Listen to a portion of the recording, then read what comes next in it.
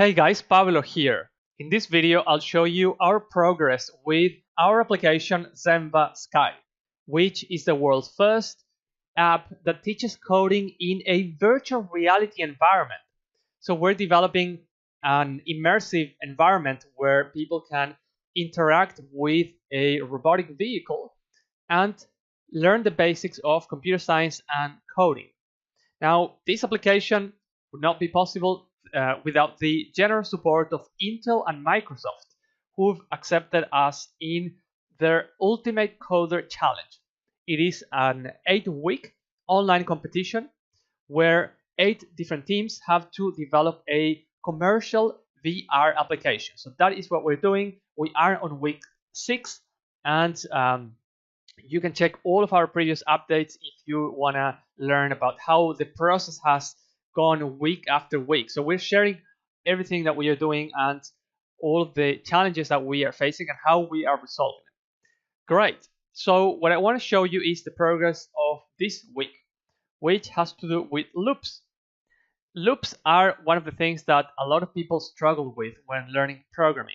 So we thought we would make loops intuitive to understand in this virtual environment.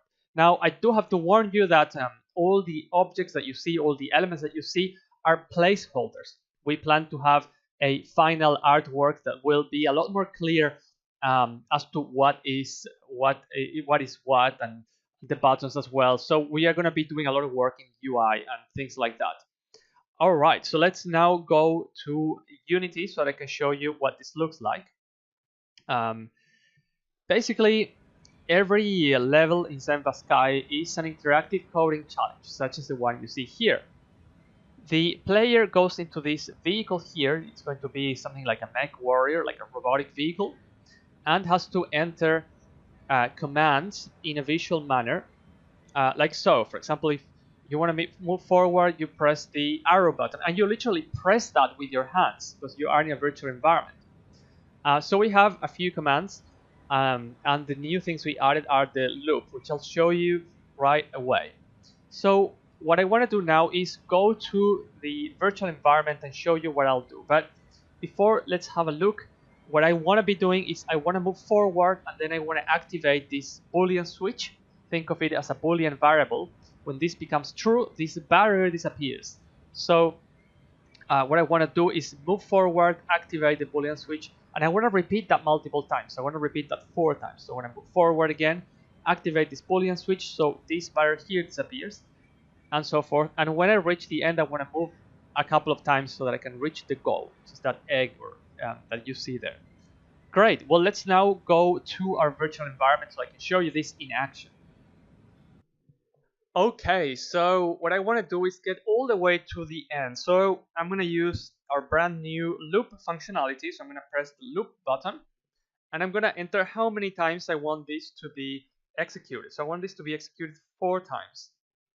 And now what it is that will happen 4 times, I'm going to move forward, and I'm also going to activate the Boolean switches that are next to me.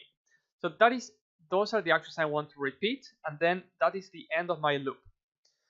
Once I reach the end of that loop, I actually want to move a couple more times so that I can reach that final destination point.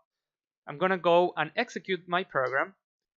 The way these switches are activated is with this activation beam that we have on top of the vehicle, which now, as you see, the barrier disappeared, and the same thing will happen with this one once we activate that switch that's there.